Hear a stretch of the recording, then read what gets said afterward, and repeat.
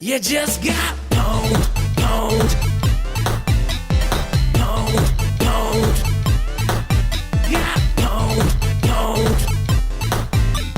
Blah, blah, blah, blah, blah. You just got owned. Bonjour tout le monde et bienvenue pour un nouveau Retour en arrière. Aujourd'hui, retour sur une série télé qui donnera lieu à un jeu vidéo. Et cette fois, je vais m'attarder sur le cas Prison Break. Tu sais que tes parents doivent être vachement fiers d'avoir un fils comme toi. Prison Break est une série américaine de Paul Schering, lancée initialement en 2005 sur la chaîne Fox. L'histoire est celle de Michael Scofield, interprété par Wentworth Miller, qui se fait enfermer volontairement dans la prison de Fox River. Son but, faire échapper son frère Lincoln Burrows, interprété par Dominic Purcell, condamné à mort pour avoir tué le frère de la vice-présidente. Bien sûr, Lincoln est victime d'un coup monté et son frère va le sortir de là pour tenter ensuite de prouver son innocence. Pour mener à bien son plan, Scofield va se faire un tatouage sur tout le corps qui se révèle être le plan de la prison. Tu connais les plans par cœur. Mieux que ça.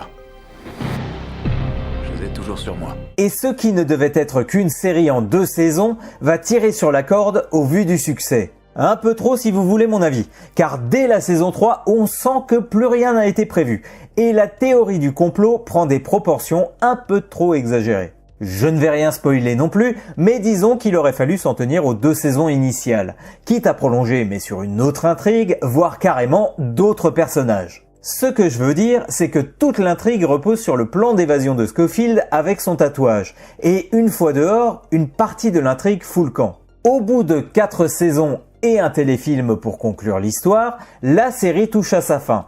Et on se dit que le final permet de fermer les différentes intrigues plus ou moins bien. On est libre. Sauf que, surprise, en 2017, on nous annonce un retour de la série avec les mêmes personnages principaux. Déjà, ceux qui ont vu la série initiale ont dû tiquer en voyant ceci. Mais plus c'est gros, plus ça passe. Et on repart pour une saison de plus qui part dans tous les sens. Sûrement un peu trop puisque la série n'ira pas plus loin.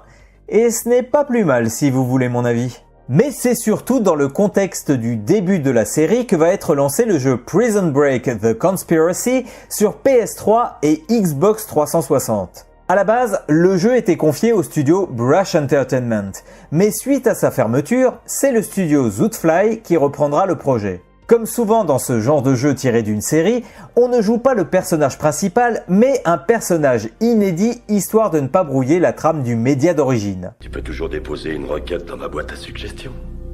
Prison Break, le jeu, ne coupera pas à cette règle puisque l'on va incarner un certain Tom Paxton, qui se trouve justement dans la prison de Fox River au moment des événements de la série. Là où le jeu est intéressant, c'est qu'il nous met dans la peau d'un salopard, puisque l'on travaille pour la fameuse organisation qui a fait coffrer Lincoln Burrows.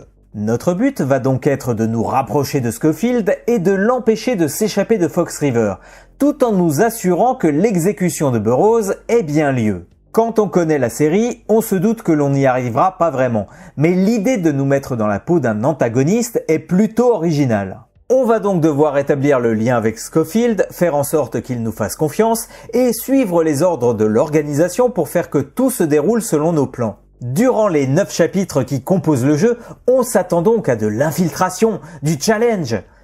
Vous allez être horriblement déçus. Aie confiance, mon pote.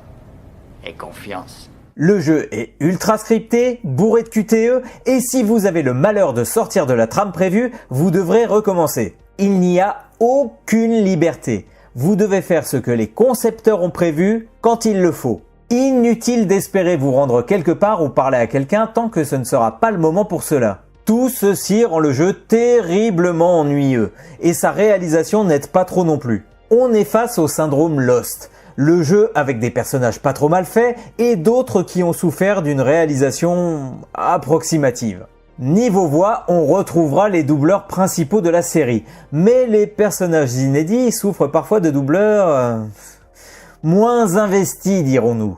Faut d'en manger avec ce qu'ils viennent de faire. Ils ont signé leur raid mort. Tous jusqu'au dernier. C'est un peu dommage car le pitch était plutôt bien vu, mais est gâché par un manque d'intérêt et une réalisation moyenne. Le syndrome du jeu à licence a malheureusement encore frappé pour Prison Break. Et ce sera le seul jeu console pour cette série.